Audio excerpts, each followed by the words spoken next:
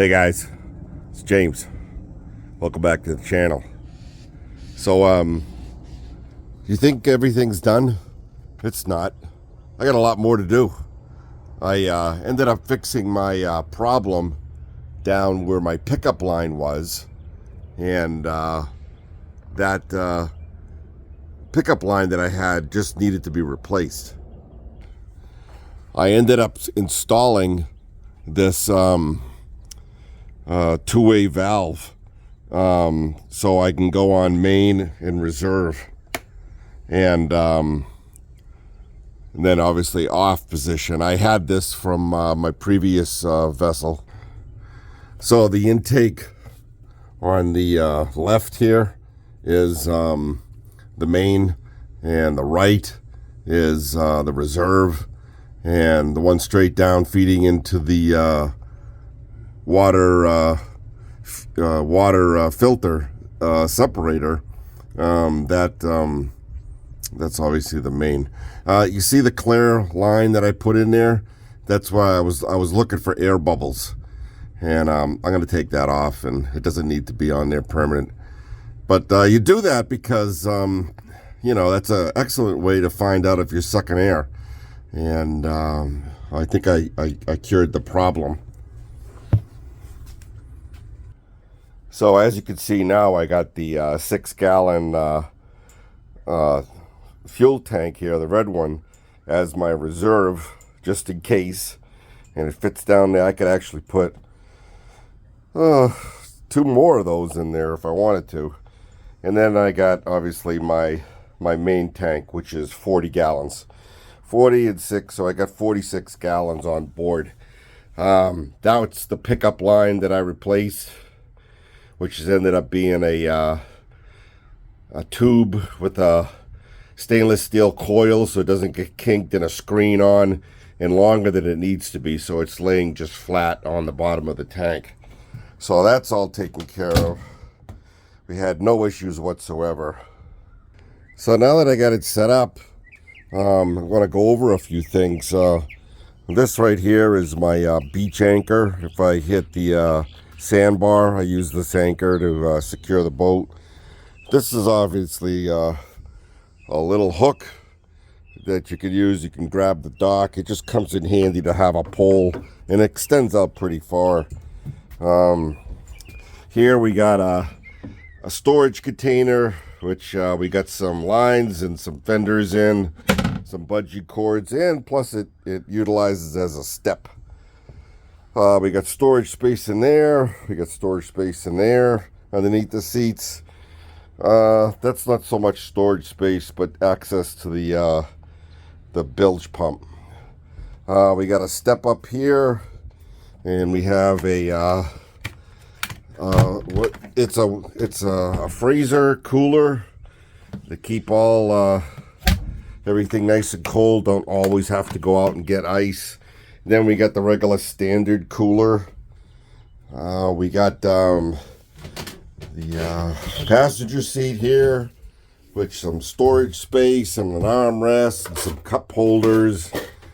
Obviously access to windows and whatnot. We have our VHF radio, and over here towards the helm, we got the same type of a seat setup. We got emergency supplies underneath there. We're talking hose clamps and fuses and filters and just extra things that you might need if you end up being stranded somewhere. You put down this footrest here, and you sit up, and this is the view behind the helm. It's a pretty good commanding view of the situation, you know, seeing it out in front. However, I think if I had one little regret, I think I made too much of a blind spot right here. I could have moved it in a little bit, but too late now. But it is quite comfortable getting in and out of the bunk here, the sleeper. You know, we have our controls for the helm flood lamp, We got LED lights going forward and aft. Switches for the the light up the dashboard. And yes, I still haven't put my my chart platter on there. I just keep on forgetting to stick it up to show you guys what it looks like. But that's what the helm looks like. This is the bow of the boat, and that's the rope locker behind that bulkhead. You can see my bunk is the sleeper is not really it's not really finished. It still needs another coat of paint. It needs a lot of work. It needs shelving. It needs the bedding in there. I even hooked up the tube. Those tubes come from the push cleats, and they have water drain holes. So if the water gets in there, it'll drain down. But I need to drain it down to the bilge. I still haven't hooked that up yet. We got lights inside. We got the portholes hooked up. Yes, we have this rat's nest here, but it's going to be covered. It's going to be more or less like you're going to pull out this panel to have access to it and then push it back so it'll be obscured. You won't be able to see it. People won't accidentally touch it, but that's for the future. We got this side. We got LED lights. We got the motor for the air horn. I don't think you've ever heard the air horn, have you? We got the switch right here. I don't want to blow it too much, but have my neighbors yell at me. But that's pretty much the boat there. Everything inside, and obviously you've seen the canopy up before. We got a little fan here on the side. We got footrests to make it more comfortable. The seats adjust up and down, forward and back.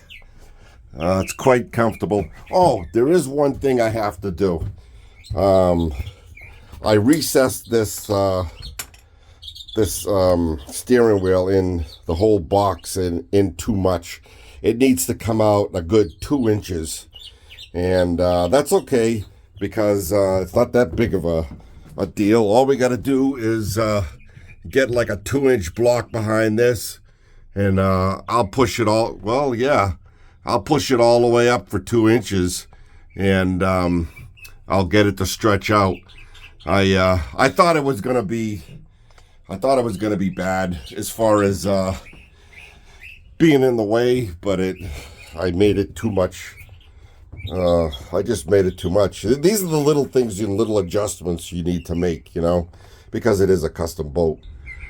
So a couple of days ago, when I tested the fuel tank and the motor and see how it was going, I spent about a good half hour gassing it up, wide open throttle. She did really well.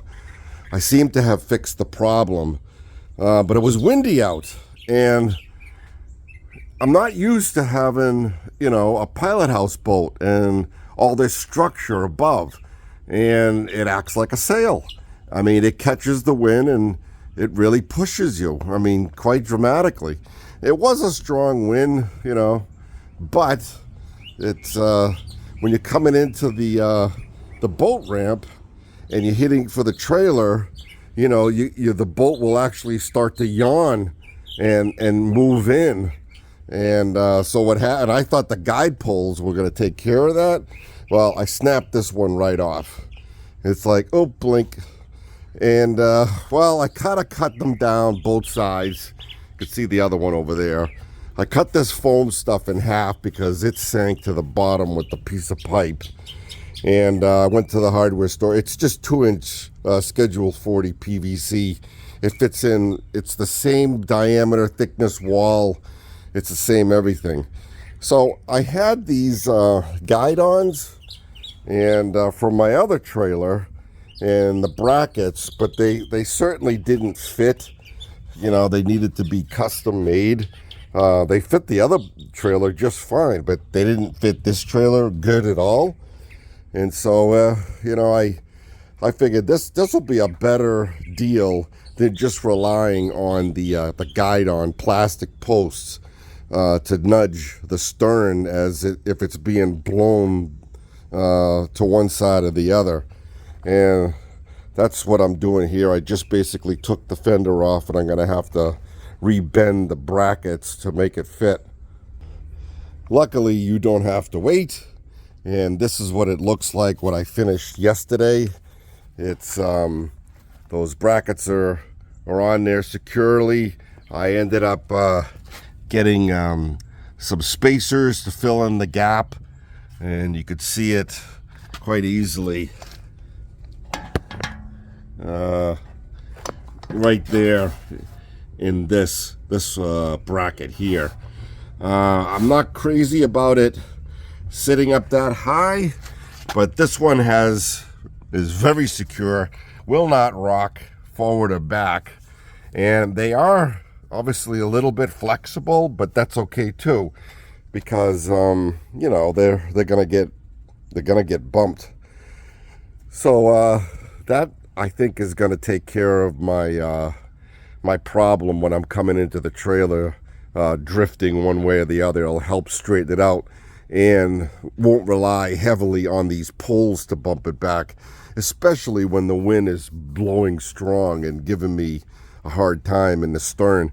Obviously the bow wasn't that problem. I could hit it in just straight, but being one person, and I think I had my trailer a little bit too deep in the water, it would just start drifting over to one side, and it was like, it wasn't good. But I think this is gonna fix it. That's what it's gonna look like, and I gotta do the other side. So before I get on to doing that, I want to show you what I also did. If you remember, I had the ladder that was the fold-up ladder. I ended up taking that off. I didn't like it up there at all. Plus, I'm too big, and I didn't feel safe coming down the ladder. So I purchased this trailer ladder, and it's held in place with Velcro. You put this step down, you unloosen the screw, it swings out, and you pull this lever. Hold on a second. It clicks in place, and you got a ladder to get up to the boat. Now, when I'm actually using this, you figure I loosen up the winch strap, and I tap on the brakes. I leave some slack in it, and I lock it back up, and the boat will slide approximately to here. The distance about 2 feet. I allow it to slide off of the.